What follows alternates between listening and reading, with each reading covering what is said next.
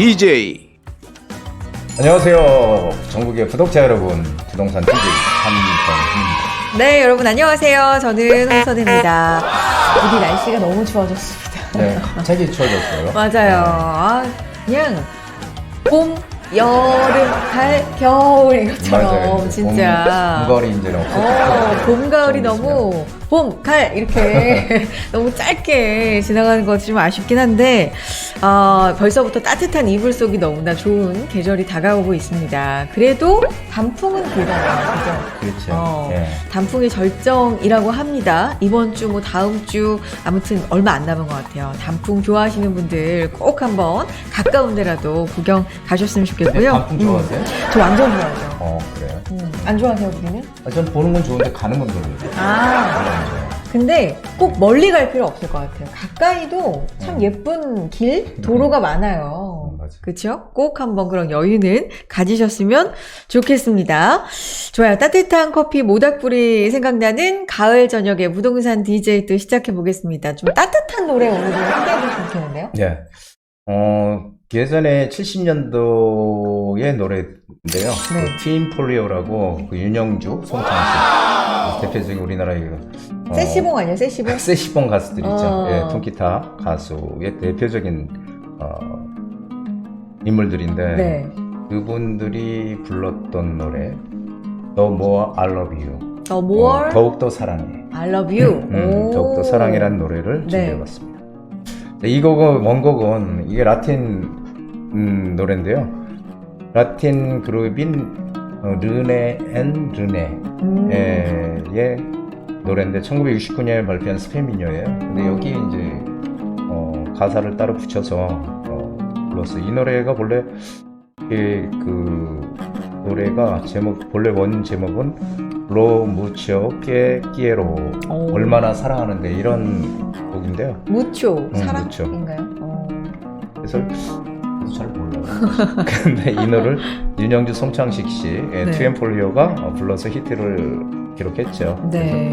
상당히 우리나라에서 그 당시 상당히 획기적인 그런 또 인기를 모았던 트윈폴리오입니다.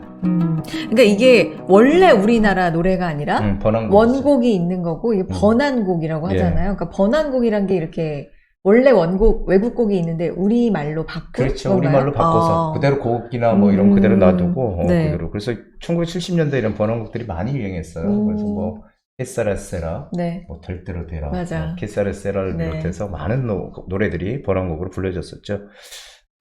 그때 이제 트윈폴리오인 윤영주, 송창식 씨가 이 노래로 또 번안곡을 불러서 오히려 원곡보다 더 낫다는 그런 평을 받았던 거죠. 진짜요? 와, 원곡보다 낫기가 쉽지가 않은데 뭘 맞아요. 우리 요즘에도 리메이크라고 하잖아요. 그죠? 네. 그러면은 원곡을 뛰어넘기는 좀 물론 그런 곡들도 있지만 좀 쉽지 않다 얘기하는데 궁금합니다. 원곡보다 좋다고 하니까 한 소절? 네, 제가 간단하게. 네.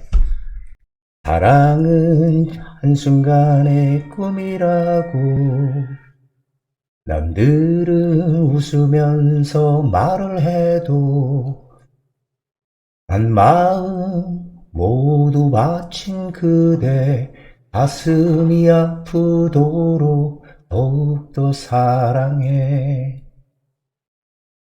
Believe me when I say how much I love you.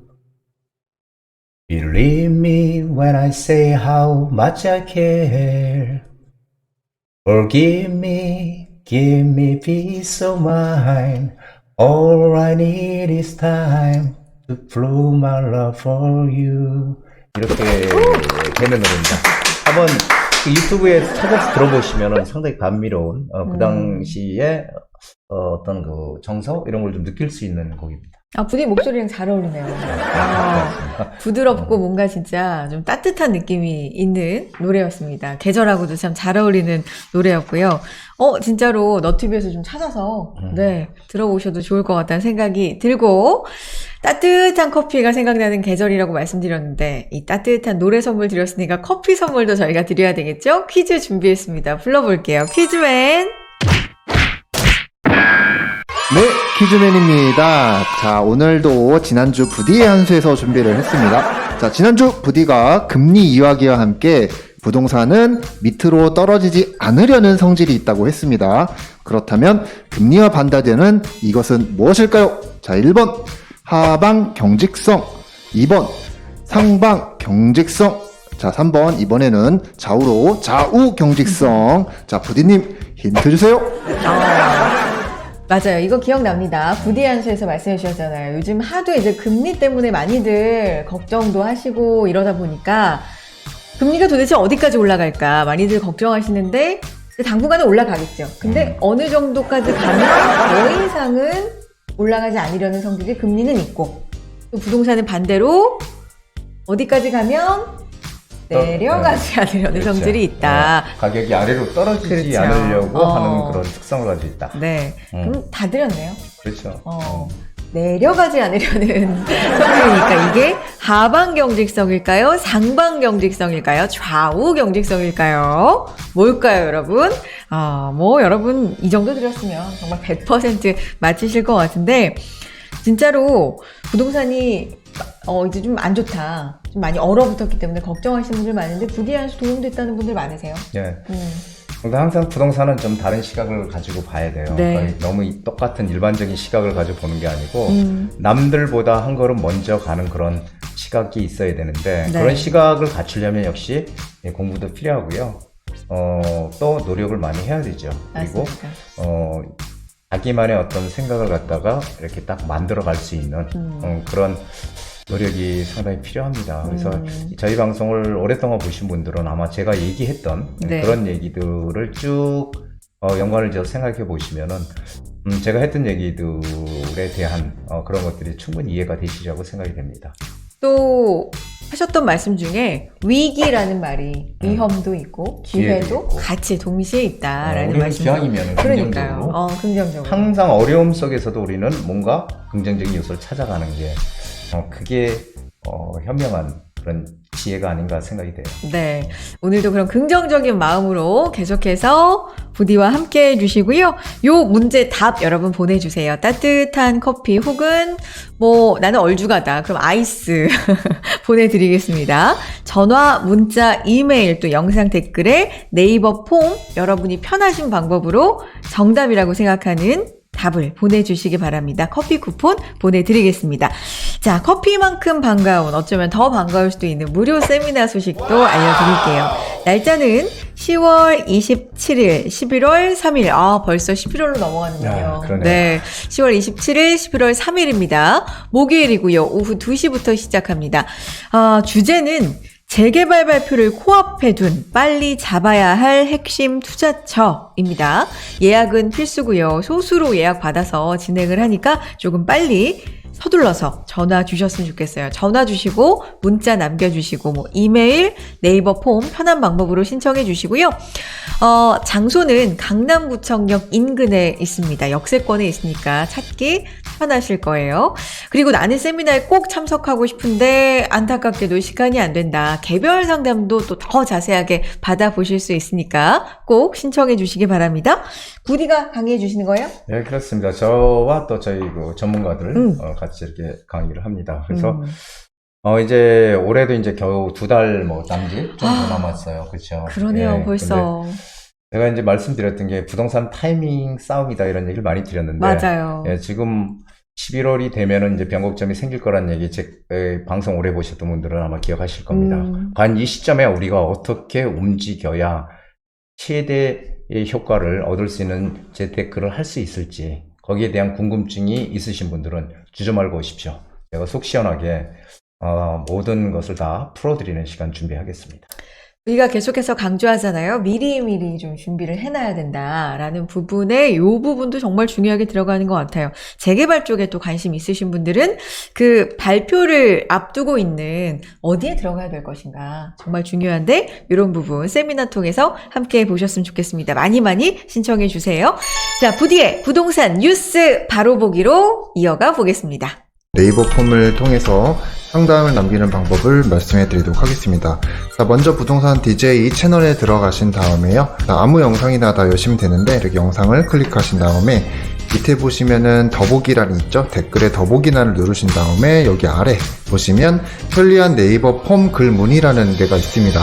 이거를 누르셔서 들어가시면 이렇게 상담을 하실 수 있는 폼이 있으시니까 여기에 전화번호를 적으시고 그리고 간단한 내용, 상담 내용을 적으시면 편하게 상담을 하실 수가 있습니다.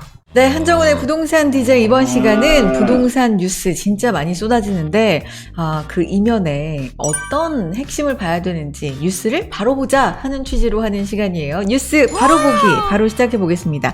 오늘 뉴스는 6개나 되네요. 첫 번째는요. 고금리에 대출도 막혔는데 서울 주택 투자자의 선택은 역시 갭 투자였다라는 기사고요. 두 번째, 과천 아파트 반값 이 줍줍에 9천여 명이 몰렸다. 세 번째, 지금이 기회, 경매가 저가 아파트에는 몰린다라는 기사 나와 있네요. 네 번째, 정부가 재건축 부담금에 이어서 개발 부담금 개선을 추진하고 있다라는 소식이고요. 다섯 번째, 1기 신도시 재정비 선도구역 빠르면 2024년에 지정된다라는 소식. 여섯 번째, 규제를 풀면 뭐하나 지방 집값은 속수무책이다라는 소식까지 나와 있는데요. 요 간단하게 좀 살펴보고 어떤 뉴스를 좀 자세히 볼까요? 이 고금리에 대출 막혔는데 서울 주택 투자자 선택은 역시 갭 투자. 이거는 사실은 이건 뭐 당연한 거죠. 왜 그러냐면 여태까지 투자를 할 때 우리가 전세를 끼고 투자하는 게 훨씬 더 내 투자금이 작게 들어갔거든요. 그렇죠. 대출 받는 것보다. 대출 받는 거는 실거주잖아. 이런 분들이 대출을 받았고 실제 투자하시는 분들은 전세를 끼고 투자했어요. 그래서 이 기사는 별로 의미가 없는 얘기죠. 맨날 우리가 사실은 늘상 하던 게 바로 이 전세 끼고 투자한 건데. 그리고 가천 아파트 반값 줍줍 9천여 북새통, 이거는 결국은 여기서 우리가 알 수 있는 거는 아직까지 시중에 돈이 있구나. 좀 싸다 그러니까 사람들이 몰리잖아요. 그렇죠? 이제 그거를 우리가 기사로 볼 수 있고요. 경매 저가 아파트에 몰린다. 저가 아파트에 몰리는 이유는 가격이 싸서 몰리는 거잖아요. 근데 그렇죠. 싼 거는 부동산도 우리가 똑같이 싼 게 비지떡이란 말하고 일맥상통한다 이런 얘기 제가 많이 드렸듯이 저가 아파트 사면 안 된다는 얘기고요. 개발 부담금 원희룡 주택 공급 속 원희룡 국토부 장관이 이런 얘기 했죠. 지금 그 경착륙 안 된다. 너무 급격하게 떨어지면 안 되고 그리고 이거를 경착륙에서 연착륙을 시켜야 된다. 부드럽게. 부드럽게 이런 얘기를 지금 해서 뭔가 규제를 좀 더 빠른 속도로 풀어줄 가능성이 크다라는 거 여기서 우리가 알 수 있고요. 선도구역 2024년 지정, 이거는 뭐 2024년도에 중간 우리 그 선거 있잖아요. 그래서 그때까지 뭐 전략 아닐까요? 자, 그리고 마지막 이걸 제가 한번 체크를 해봤어요. 여섯 번째 볼까요? 규제 풀면 뭐하나 지방 집값 속수무책. 그래요. 지방 집값이 그러니까 규제가 일부 지역이 풀렸잖아요. 그러니까 완화가 됐잖아요. 그런 걸 기대했던 분들도 있을 거예요. 그러면 조금 집값이 살아나나? 근데 속수무책이라는 건 살아날 기미가 없다는 뜻일까요? 어떤 그렇죠. 얘기예요? 지금 이건 또 상당히 당연한 거예요. 제가 늘상 말씀드렸지만은 우리가 그 가격이 싸다는 이유로 서울의 중심에서 외곽, 또 아니 경기도 중심이 아닌 외곽, 지방으로 또 나중에 지방으로 이 단지 가격이 싸다는 의미거든요. 앞으로 부동산은 집값은 이 크게 차별화 시장으로 갈 거다라는 얘기를 제가 많이 드렸습니다. 그래서 이 차별화가 되기 때문에 가격 싸다고 이 갭 투자를 우리가 했던 것들, 지금 한 2년 동안, 3년 동안 했던 분들이 가장 먼저 타격을 입을 거다 이런 얘기를 상당히 많이 드렸죠. 그런데 지방 집값을 우리가 한번 보면요. 지방에 우리가 투자를 했던 이유는 지방에 뭔가 호재가 있고 좋아서 투자한 게 아니고 단지 싸다는 이유예요. 싸다는 이유. 싸다는 이유로 투자를 했는데 그것이 지금 올랐잖아요. 그렇다면은 오른 가격에 사줄 사람이 있어야 되는데 오른 가격에 사줄 사람이 없어. 왜 그러냐면은 거기는 오직 싸다는 이유 때문에 투자를 했거든. 그렇기 때문에 호재라는 이런 게 없단 말이에요. 그래서 사실은 이런 규제가 풀린다고 하더라도 그걸 사줄 수 있는 사람이 있어야 되는데 그 사줄 수 있는 사람이 없다는 거죠. 지방까지 가서. 그래서 상당히 가격 싸다고 이 갭 투자 물건을 산다는 거는 앞으로 이제 점점 더 고통스러울 것이다라는 생각을 많이 해요. 그래서 제가 한 몇 년, 2년 전에도 제가 그런 얘기 했죠. 지방의 물건들을 일단 빨리 매도해야 된다 이런 얘기를 많이 제가 드렸었어요. 그래서 뭐 우리가 어디에 투자를 하든 이런 건 상관없지만 제가 생각하는 거는 모든 나라가 다 똑같습니다. 선진국들이 투자를 하려면 무조건 이 도심의 가장 그 중심권으로 들어와야 된다. 앞으로 집값의 격차는 점점 더 커질 것이다라는 네. 거예요. 이 중심 지역과 외곽 지역, 특히 서울과 이 지방의 격차는 점점 커질 거고요. 그 이유는 뭐 제가 늘상 말했죠. 그래서 우리가 투자라면 무조건 서울 쪽으로 해야 된다. 앞으로 이거 정말 중요합니다. 네. 이거 싸다고 가면 안 돼요. 그리고 거주는 뭐 지방에 하든 내가 편한 곳에 하면 돼요. 예, 지방도 좋습니다. 오히려 지방에 살기도 좋잖아요. 하지만 투자는 서울에 해놓으라는 거죠. 네. 그래서 앞으로 양극화가 커진다라는 거를 우리가 여실히 볼 수 있고, 결국 규제가 풀리게 되면은 항상 규제가 풀리는 순서를 보면 지방부터 풀려서 수도권으로 왔다가 그래도 뭔가 안 좋으면 이제 서울을 풀고 네. 거기서 마지막으로 이제 강남을 풀고 이런 순서대로 왔거든요. 그래서 결국은 항상 어떤 중심축은 서울이 중심축이 되는 게 맞다는 거죠. 그래서 중심축이 서울이기 때문에 외곽에 그런 호재가 없는 지역들은 계속 이 규제가 아무리 풀려도 가격이 이 상승 반전하기는 상당히 어렵다라고 저는 보여집니다.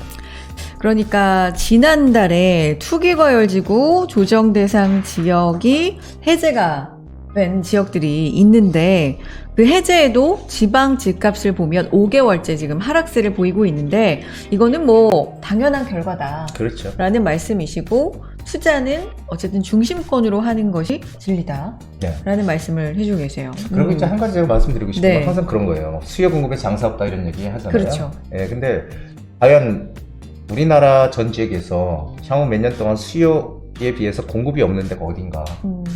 예, 그거를 잘 생각해 보셔야 된다는 거예요. 우리는 공급이 없는 쪽으로 들어가야 된다는 네. 거죠, 항상. 수요는 많은데. 네. 그럼 뭐 어디라고 제가 말씀을 안 드려도 답은 해답은 명확하게 나오는 거죠. 여기 지금 그래프가 나와 있는데 이것도 한번 설명해 주시면 좋을 것 같네요. 이게 지방 아파트 뭐 매매 수급 지수 및 매매 가격 변동률 추이라고 하는데요. 네. 이 매매 수급 지수는 이게 한마디로 살 사람이 많냐 작으냐의 문제예요. 네. 근데 지금 뭐 점점 지금 매매 수급 지수 이렇게 떨어지고 있다는 얘기죠. 지금 하락하고 있다는 네. 얘기죠. 예, 그래서 매매 가격 변동률도 그렇고 전체적으로 지금 뭐 안 좋다. 그러니까 지방 아파트가 결국 뭐 가격이 떨어진다 이런 걸 나타내주기 하는 그래프인데, 사실 저는 이런 것들이 전체적인 어떤 하나의 흐름을 볼 수는 있겠지만 뭐 100% 맞다 이렇게 보진 않아요. 이것도 또 지역마다 틀리잖아요. 네. 또 어떤 지역은 또 수요가 있는 지역이 분명히 있거든요. 그래서 항상 우리가 투자를 뭔가 계획을 하고 할 때는 그 지역 단위로 봐야지 전체적인 공급 물량을 보면 안 된다. 이걸 네. 꼭 말씀드리고 싶습니다. 그러니까 100을 기준으로 해서 100보다 높으면 사려는 사람이 많고 100보다 낮으면 반대고, 그런데 그 지수마저도 지금 좀 하락하는 흐름, 이런 것들을 지금 그래프를 통해서 볼 수가 있었고요. 그래서 여기서 알 수 있는 건 우리는 투자는 중심적으로 좀 해야 된다라는 시사점을 좀 주고 있다라는 부디의 분석이었습니다. 좋습니다. 다음 시간에도 또 좋은 뉴스라기보다는 정말 많이 쏟아지는 뉴스들, 어떻게 우리가 바로 보고 그 안에서 인사이트를 찾아야 되는지 함께 해드리겠습니다. 뉴스 바로 보기였고요. 이어서 여러분의 고민 해결해 드릴게요. 부디의 부동산 고민 타파 이어갑니다.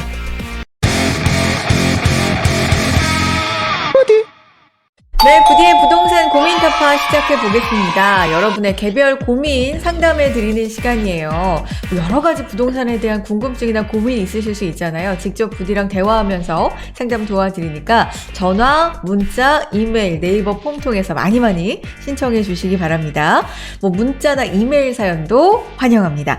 자, 첫 번째 구독자님 연결해 보겠습니다. 여보세요? 여보세요? 네, 안녕하세요. 네, 안녕하세요. 네, 반갑습니다. 네. 네, 우리 구독자님 구독해 주시고 시청해 주시는데 감사합니다. 네. 네.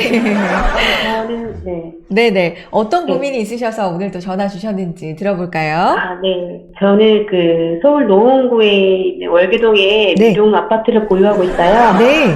그래서 현재는 전세 주고 있는데 가격이 이제 계속 오르다가 네. 최근에 주춤하고 있어서 걱정인데 네. 매도를 하는 게 맞을지, 좀 더 보유하는 게 맞는지 궁금해서 전화드렸습니다. 그러시군요. 월계동 미룡 아파트입니다. 노원구고요. 네. 네. 전세 주고 계시다고 했고 보유하신 지는 얼마나 되셨어요? 몇 년 되셨어요?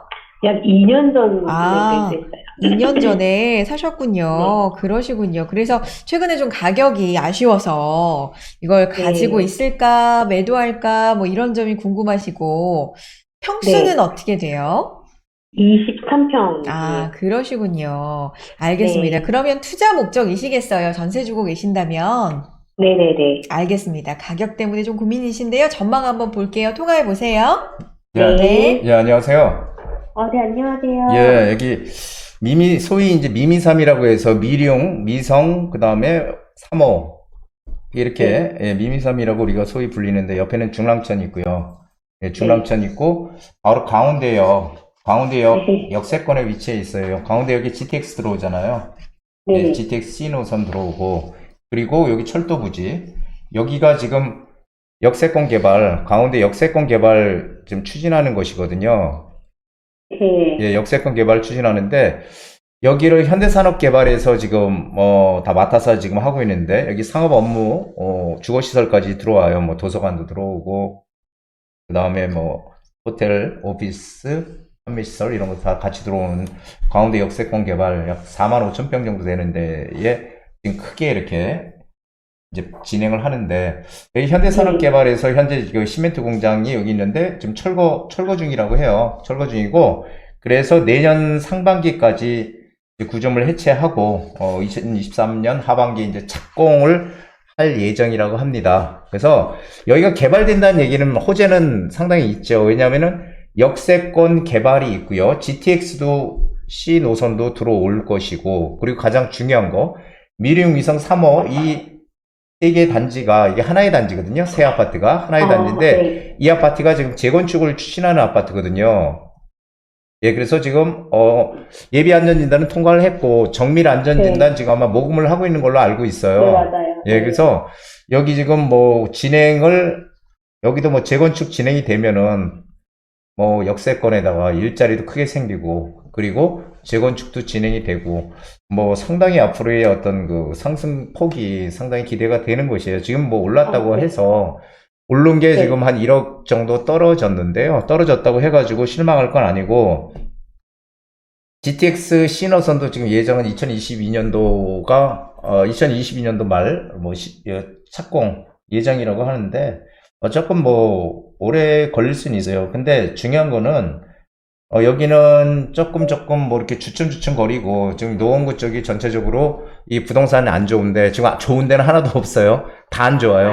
예, 다 안 네. 좋은데 추후에 더 오를 수 있는 그런 호재가 많아요. 우리가 보통 호재가 있느냐 없느냐 이게 부동산 우리 재테크 투자하는데 가장 중요한데 여기는 호재가 지금 3개나 있잖아요. 왜냐하면 GTX 네네. C가 들어오고 신호선도 들어오고 그렇죠. 그리고 역세권 개발을 추진하고 그 다음에 재건축 추진하고 호재가 3가지나 있어요.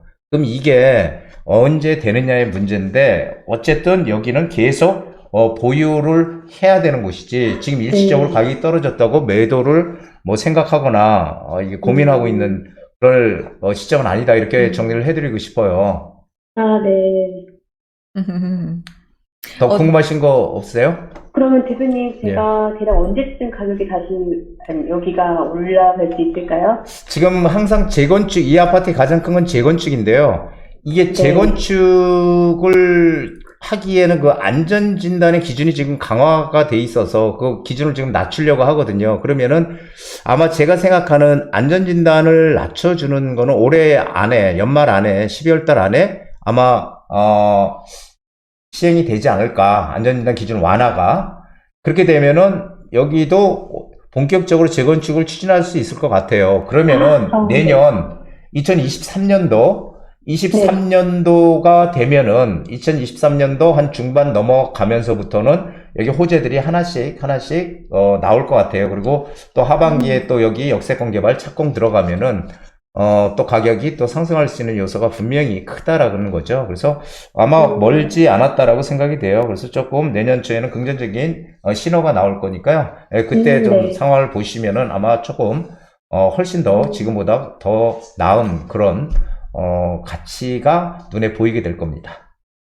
감사합니다, 대표님. 예, 고맙습니다. 네. 도움 되셨길 바래요. 고맙습니다. 네, 감사합니다. 네, 감사합니다. 요즘에 시장이 조금 뭐 흔들리고 얼어붙어 있다 보니까 많이들 이런 고민 하실 것 같은데 어쨌든 여기는 호재가 워낙 많다. 부디가 그런 얘기 많이 해주시잖아요. 직접 호재가 있고 간접 호재가 그렇죠. 있는데 여긴 다 있네요. 다 있어요. 그래서 조금 더 직관적. 보유해 보는 게 좋을 것 같다라는 말씀해 주셨고요. 아마도 마음이 좀 흔들리셨던 것 같아요. 그렇죠? 이걸 계속 보유해야 되나? 지금 아마 전체적으로 다 그럴 네, 거예요. 네. 시장이 지금 막, 갑자기 얼어붙으니까, 그러게요. 지금 뭐, 가격 계속 떨어진다 그러고, 언론에서 계속 나오죠. 그러니까, 지금이라도 매도해야 되는 거 아니야. 이런 얘기들을 주변에서 많이들 하시는데, 지금 좀 참고 기다릴 그런 시기다라고 저는 말씀드리고 싶습니다. 네, 구체적으로 그리고 이 지역의 이 부동산이 궁금하다. 그건 또 상담 신청해 주시면 되니까요. 전화, 문자, 이메일, 네이버 폼 통해서 신청해 주시고요. 자, 다음은 사연을 살펴보겠습니다. 사연을 통해서 저희가 또 접수를 받았는데요. 첫 번째 사연입니다. 안녕하세요. 자양동 모아타운을 추진하는 지역에 관심이 많은 1인입니다. 조만간 모아타운 재개발 발표가 난다고 하는데 이번에 선정되면 가격도 많이 오르고 다시는 쳐다보지도 못할 것 같아 사야 될지 고민입니다. 매수를 해도 괜찮은 건지 그리고 선정될 가능성은 얼마나 있는지 계속 고민이네요. 부디의 고견 부탁드립니다. 모아타운 얘기 참 많이 부디도 해주셨었는데 네. 관심을 갖고 계신 것 같은데 어쨌든 선정돼버리면 이제 다시는 쳐다보지도 못할 것 같아서 고민하시는데 또 이게 막상 또 들어가기 좀 불안하신 것 같아요. 어떨까요? 지금이 이제 마지막 기회가 아닌가 싶어요, 사실은. 왜 그러냐면은, 지금 여기, 제가 이렇게 선을 이렇게 거보면은, 지금 이 선 밑에가 한강변이거든요. 여기 요 안쪽에 있는 데들을 한강변이라고 얘기를 해요. 이 안쪽을. 근데 옆은 성수동이잖아요. 성수동은 이제 뭐 전략정비를 해서 다 지금 재개발들 한강변에 추진하고 있고요. 그리고 옆에가 자양 4동입니다. 여기 영동대교고요. 여기 영동대교 바로 옆에 있죠. 여기가 자양 4동. 자양 4동 지금 뭐 신속통합계획으로 지난해 신청을 했다 떨어졌지만 올해 다시 또 넣는다고 하고요. 자, 여기 자양 3동. 여기는 근데 아파트 단지예요. 여기 아파트 동네라서 여기는 재개발하고는 좀 무관하죠. 예, 아파트이기 때문에. 그리고 여기 자양 2동이 있고요.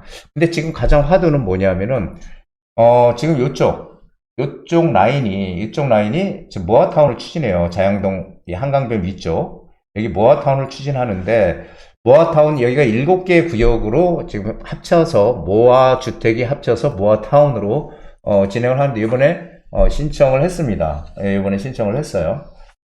그래서 여기가 이번에 선정이 될 가능성이 상당히 높아요. 왜 그러냐면은 지금 현재 서울시 정책에서 한 구에 하나씩은 지정을 하겠다라고 지금 얘기를 하고 있죠. 2개는 안 되고 하나씩. 근데 광진구에서 모아타운을 지금 신청을 한 데가 여기밖에 없어요. 이 자양사동밖에. 그렇기 때문에 유일한 신청 지역이죠. 광진구에서. 10월 달에 아마 10월 중으로 발표가 될 것 같은데, 그럼 이제 얼마 안 남았죠. 10월, 옆에는 리버파크, 이쪽이 지금 롯데에서 리버파크라고 해서 지금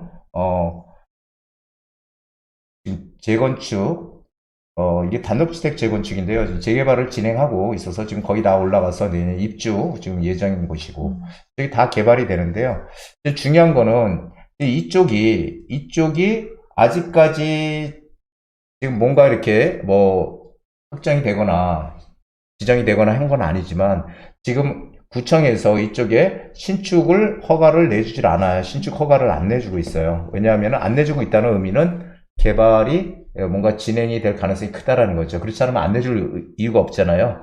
그래서 이쪽은 지금 신축 허가를 안 내주고 있고 지금 모아타운의 기준일이 착공 신고일이거든요. 착공 신고일 기준인데 지금 아직까지 착공 신고를 안 내서 뭐 건축을 하고 있다든지 이런 거는 상당히 위험한 거고요. 착공 신고가 끝난 것들 이쪽에 들어가면 됩니다. 근데 여기 전제 조건은 집이 여러 채 있으면은 이 취득세 문제가 걸리거든요. 그래서 여기는 착공 신고일 기준이기 때문에 착공 신고가 난 것들은 별로 큰 위험이 없다는 거죠. 그래서 신축 6억 이하짜리 매매가 6억 이하짜리들을 찾아서 들어가야 된다는 거예요. 그래야지 우리가 투자금도 전세 끼고 투자했을 때 투자금도 작게 들어갈 뿐 아니라 6억 이하면은 임대사업자를 낼 수 있거든요. 임사를 낼 수 있어요. 임대사업자를 내게 되면 취득세가 85% 감면이 돼요. 방 2개짜리 투룸 빌라 같은 경우 신축일 경우에만 그렇습니다. 구축은 안 되고 임대사업자 낼 수 있고 자금 조달 계획서 이런 거를 낼 필요도 없고요. 그래서 6억 이하짜리가 이쪽에 지금 있다. 그리고 이미 착공 신고도 이미 다 해서 공사를 하고 있다거나 이런 것들은 구입을 해도 된다는 거예요. 그러면은 6억 이하에서 내가 임대사업자를 낼 수 있다면 얼마든지 이쪽에 지금 들어가도 된다라고 생각이 돼요. 그래서 이번이 아마 이게 만약에 선정이 돼버리면 가격도 뛸 거고 가격도 뛰겠죠, 당연히. 그때부터는 들어가기도 어려운 이제 그런 곳이 될 것이다라는 거죠. 그래서 어쨌든 여기에 실제 착공 신고를 해서 실제로 공사를 하고 있는 것들까지만 지금 아직 착공 신고 안 난 것들은 상당히 위험한 물건이거든요. 그래서 6억 이하의 이런 신축 물건이 있다면 지금이라도 투자를 하시면 됩니다. 그래서 아마 투자금은 한 2억 5천 정도면은 2억 한 5, 6천 정도면은 실제로 투자를 할 수 있다고 저는 생각을 해요. 그러니까 이쪽으로 지금이라도 망설이지 마시고 들어가야 된다라고 저는 생각이 돼요. 이제 마지막 기회다라고 저는 생각하거든요. 그러니까 한번 빠른 결정을 해서 판단을 하셔가지고 움직여 보시고요. 그리고 또 궁금한 사항이 만약에 있으시면은 다시 한번 연락 주시기 바랍니다. 선정 가능성이 그러니까 굉장히 높은데, 그렇죠? 그래서 한번 긍정적으로 생각을 해보시는 게 좋은 방법일 것 같다 쭉 설명을 해주셨어요. 정말 전화 주시면 조금 더 자세한 상담 가능하고 또 개별 상담 직접 오셔도 가능하니까 신청해 주시면 좋을 것 같고요. 다음 분도 사연 통해서 만나보겠습니다.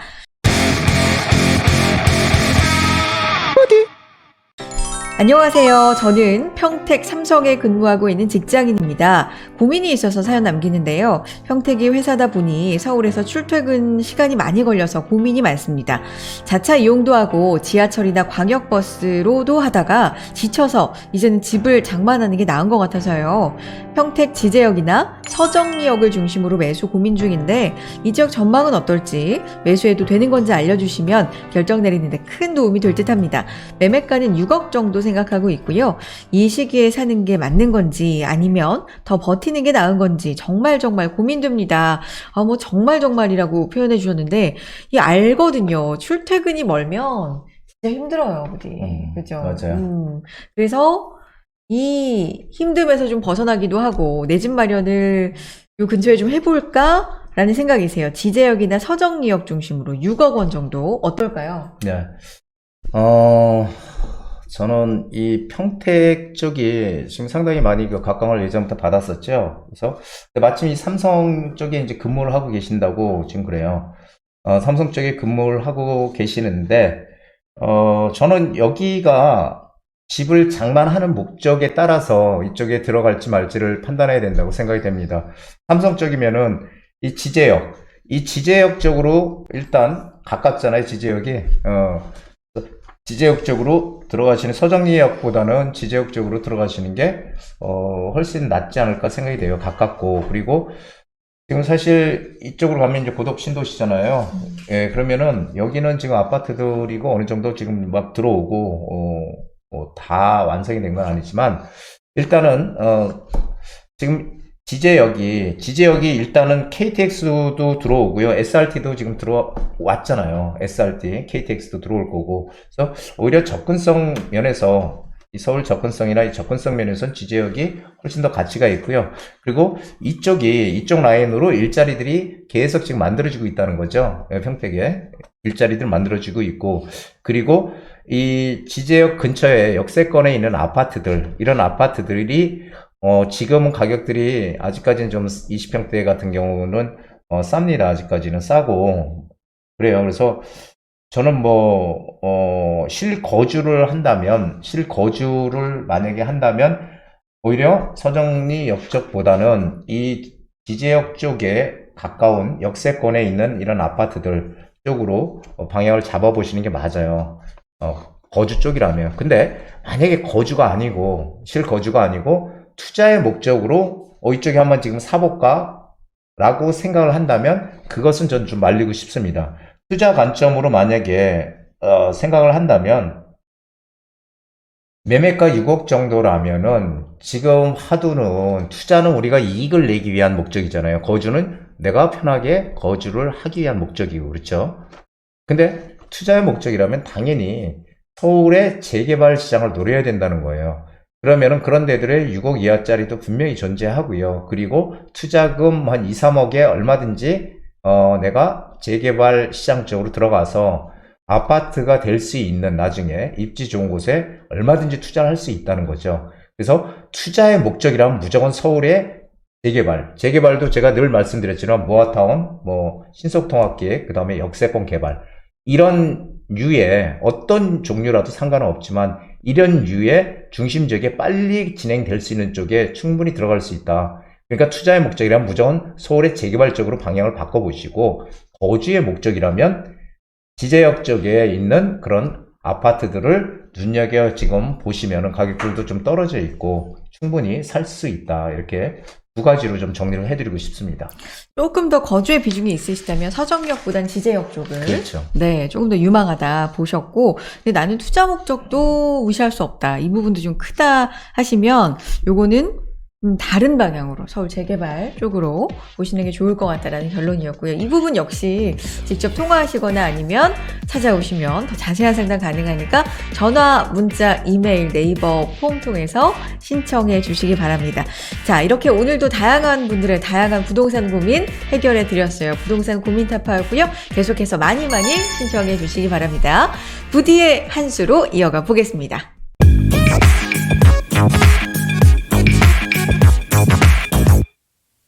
네, 부디의 한 수 시작해 보겠습니다. 부동산 시장에서의 몇십 년간의 노하우를 모아서 한 수를 통해서 전해드리는 시간이죠. 오늘의 주제는요? 네, 부동산은 쉽니다. 부동산은 쉽니다. 경제는 쉽니다라는 말이 상당히 유명한데 부동산도 경제니까 그렇죠. 부동산도 어쨌든 경제의 그렇죠. 일부니까 맞아요. 똑같은 거죠. 그래서 제가 이제 강의를 한번 시작해 보면은 네. 부동산은 항상 수요와 공급이거든요. 그렇죠? 네. 예, 수요와 공급이 가격을 결정한다. 이거 너무나도 잘 아는 중학생만데 말이죠. 그렇죠. 수요와 공급은 가격을 결정합니다. 공급이 충분하면 집값은 하향 안정되는 거고요. 네. 만약에 공급보다 수요가 많으면은 가격은 오르는 거죠. 이거는 모르는 사람 없어요. 근데 네. 지난 정부에서는 항상 이런 얘기했죠. 주택 공급은 충분한데 이 다주택자들이 투기꾼이야. 그래서 투기꾼들이 집을 마구 사들이는 바람에 집이 부족해. 그러니까 딴 사람이 사질 못한다. 그렇기 때문에 이런 논리로 다주택자 죽이기에 이제 몰입했죠. 그리고 동시에 이제 각종 역대급 규제들을 내놓음으로써 부동산 시장을 아주 부동산 잡기에 올인했지만, 그럼에도 불구하고 집값은 계속 상승이 해왔죠. 그래서 뒤늦게 현 정부 거의 이제 말기에 뒤늦게 네. 이제 공급 부족을 인정하고 이제 공급 대책을 마련했습니다. 자, 그렇다면은 지금 공급이 크게 늘어나 있는 상황인가요? 아니잖아요. 그렇죠. 근데 공급이 크게 늘어서 지금 집값이 하락하는 걸까요? 한번 이런 생각 해보셨나 모르겠어요. 근데 공급이 크게 늘지도 않았지만은 공급이 서로 많이 늘어났다. 이렇게 우리가 생각을 한다고 하더라도 지역적으로 우리가 공급은 지역적으로 항상 판단해 봐야 된다. 이거 꼭 기억을 하셔야 됩니다. 그래서 전국의 총 공급 물량이 아니라 그 지역, 어떤 지역마다 이 지역적으로 공급이 많은지 수요가 많은지 이것을 판단해 봐야 되는 거예요. 우리가 투자적인 관점에서. 자, 그런데 집값 상승의 진원지 서울 같은 경우는 강남권을 비롯해서 지금 초극금매 매물들이 나온다고 해요. 네. 근데 쏟아져 나오는 건 아니지만 조금씩 나오고 있는 것도 사실은 사실입니다. 예, 전혀 아니죠. 거짓이 아니죠. 그렇다면 서울의 공급 물량이 많아서 가격이 하락하는 것일까요? 그렇지는 않다는 것입니다. 왜냐하면은 현재도 서울의 공급 물량 부족 현상은 단시간에 해결될 수 없는 상황이라는 거예요. 왜 그러냐면은 지금 절대 공급 물량이 늘지가 않아서 공급 부족은 여전해요. 공급 부족은 여전한데 집값은 하락하고 있는 거죠. 바로 부동산 시장이 하락한다는 심리가 시장을 지배하고 있다는 것입니다. 심리. 예.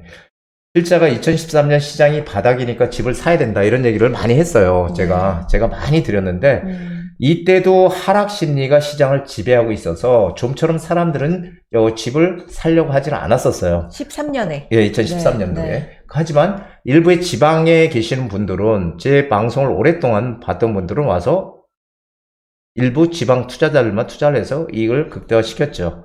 예, 그런 사례가 있습니다. 반면에 공급이 과다할 때도 심리가 살아있다. 공급이 너무 많아, 막 집이. 근데도 심리가 살아있으면 어떻게 해요? 사람들은 너도 나도 막 무리하게 빚을 내서 사는 거예요. 네. 집을. 이 부동산 배팅을 하는 거죠. 더 오를 것 같아, 막 이런 네. 식으로. 심리라는 것은 변동성이 상당히 큽니다. 지금 심리 지수도 엄청나게 지금 낮아져 있고, 그리고, 그래서 심리가 움직이지 않는 건 사실이지만, 심리라는 것은 변동성이 정말 크기 때문에 어떨 때는 과거의 사례를 보면은 뭐 한두 달 만에도 심리가 반등하는 경우도 있었고 한 10개월 만에 또 반등하는 경우도 있어요. 심리라는 것은 잠깐 사이에 살아나기도 하고 다시 잠깐 사이에 죽기도 합니다. 그래서 심리는 상당히 중요한데 그렇다면 이렇게 심리가 지금 가라앉은 이유가 뭘까? 우리가 이렇게 봐야 되는데요. 심리가 가라앉은 이유는 바로 금리죠. 지금 금리가 가장 크다고 생각해요. 네. 지금 뭐 미국발 빅스텝이니 자이언트 스텝이니 또 울트라 스텝 뭐 이런 용어들 생전 처음 들어보던 용어들이 지금 난무하고 있죠. 그래서 지금 사람들에게 상당히 익숙해지고 있습니다. 미국은 소비자 물가 상승률을 2%로 잡고 있는데 지금 뭐 9%대까지 올라가니 지금 난리가 난 거죠. 그래서 항상 두 가지거든요. 경제를 살릴 것이냐 아니면은 이 금리를 낮춰서 경제를 살릴지 아니면은 물가를 잡을지 이 둘 중에 하나인데 미국은 지금 물가 잡기에 올인을 하고 있다는 거죠. 네. 그래서 이 물가가 너무 폭등하니까 지금 그런 문제가 지금 벌어지고 있는데 사상 초유의 지금 사실 사태를 맞고 있는 것도 네, 사실이에요, 네. 미국이. 그리고 그래서 지금 지속적으로 뭐 큰 폭의 금리 인상을 할 태세라는 거죠. 근데 제가 늘 말씀드렸지만은 변곡점이 반드시 온다는 거예요.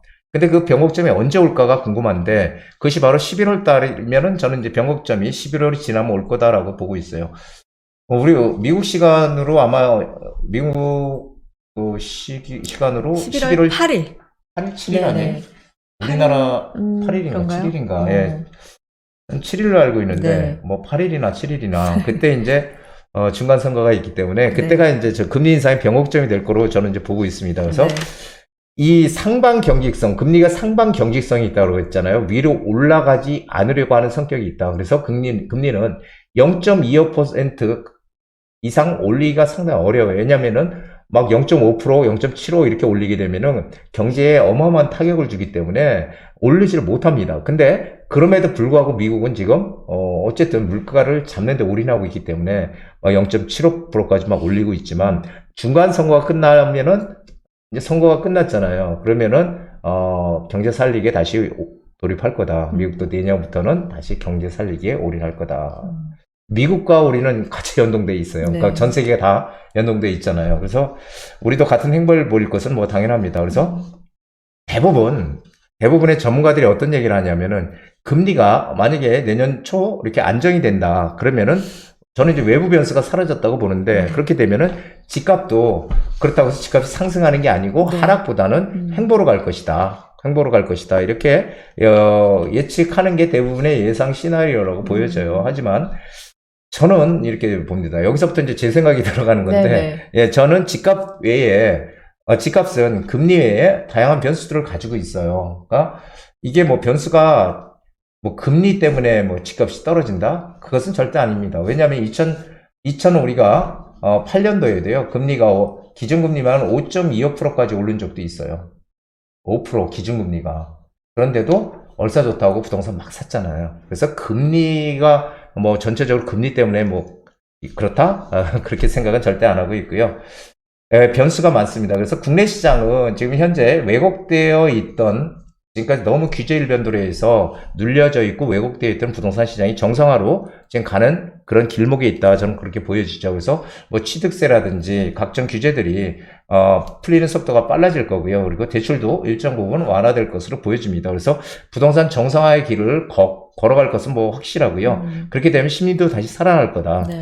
그래서 현재 거래 단절과 이 초금매 거래가 과연 정상적인 거래인가라고 보면은 지극히 비정상적인 거래다라는 거죠. 그래서 제가 생각하는 거는 거래량이 일정 부분 막 살아나서 거래가 막 돼요. 거래가 막 되는데 거기에 이제 하락한 가격에 거래가 막 되면서 이제 가격이 이제 하락이 되는 거죠. 네네. 물건이 많이 나오니까 거래가 그 하락한 가격에 거래가 꾸준히 이루어진다면 그렇다면 하락한 가격이 시세가 되는 거지만 이런 뭐 몇 개의 급매물들이 팔렸다고 해서 그것이 시세가 되지는 않는다라는 거 이걸 꼭 아셔야 되고요. 현재 시점에서 이 아파트 시장은 완연한 지금 약세로 돌아서 있지만 재개발 시장은 여전히 살아있다는 것을 기억을 하셔야 됩니다.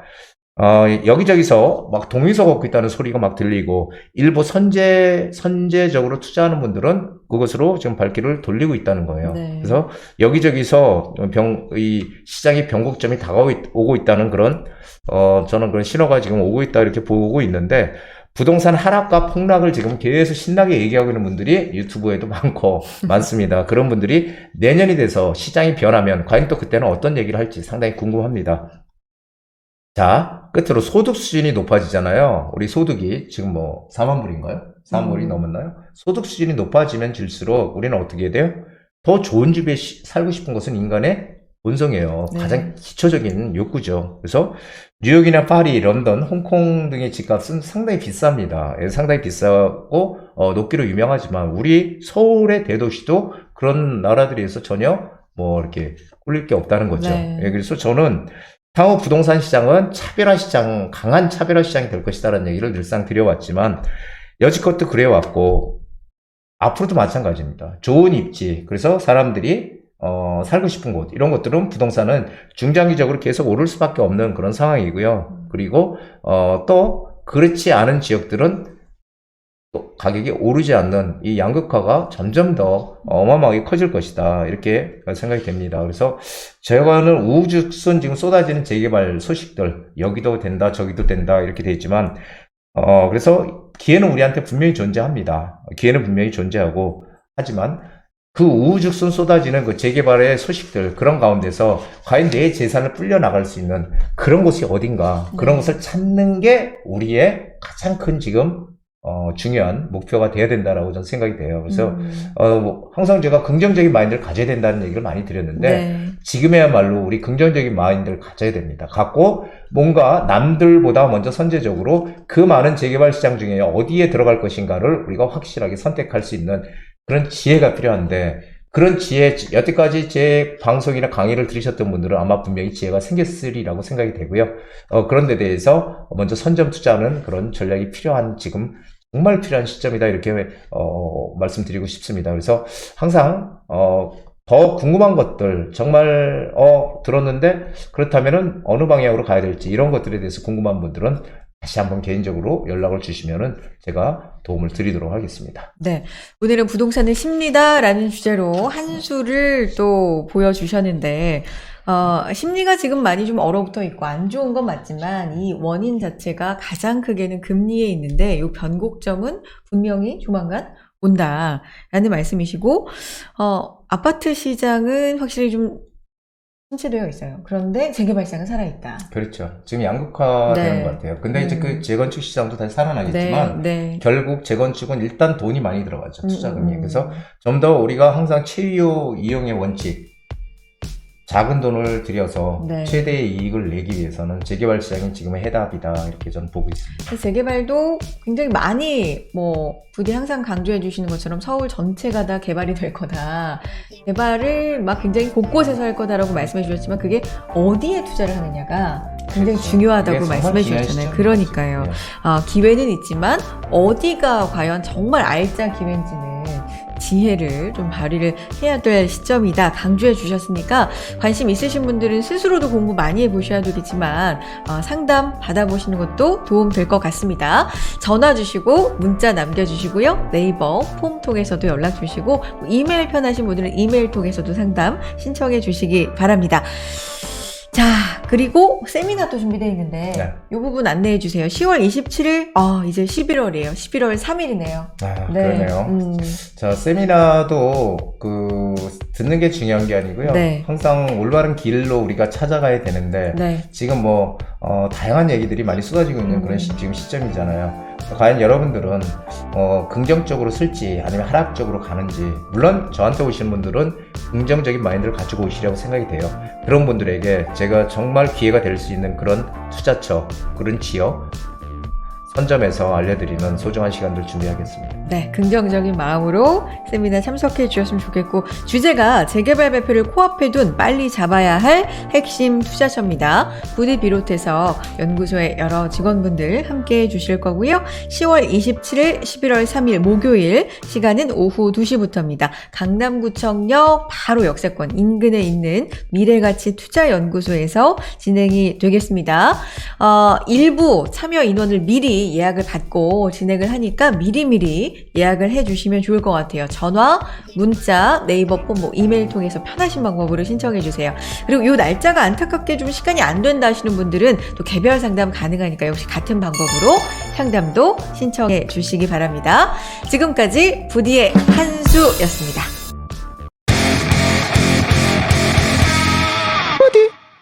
자, 아침 저녁으로 날씨가 많이 쌀쌀해졌습니다. 이럴 때일수록 건강들 잘 챙기시고요. 그리고 규칙적인 운동, 규칙적인 운동 열심히 하시기 바랍니다. 운동도 열심히 하시니까 부디도 예. 그렇죠. 운동도 하시고 몸도 마음도 건강하게 챙겨야 되니까 아름다운 가을 경치도 느껴보시는 그런 주말도 만들어 보셨으면 좋겠습니다. 그러면서 부디 채널과 우리 함께 하시는 구독자분들은 부동산에 늘 관심이 좀 많으시잖아요. 부동산 어떻게 돌아가고 있는지 저희와 다음 시간에도 함께 하시면서 공부 같이 해봤으면 좋겠습니다. 부동산 DJ 여기서 인사드리겠습니다. 다음 시간에 만나요. 모두 행복한 부자 되세요.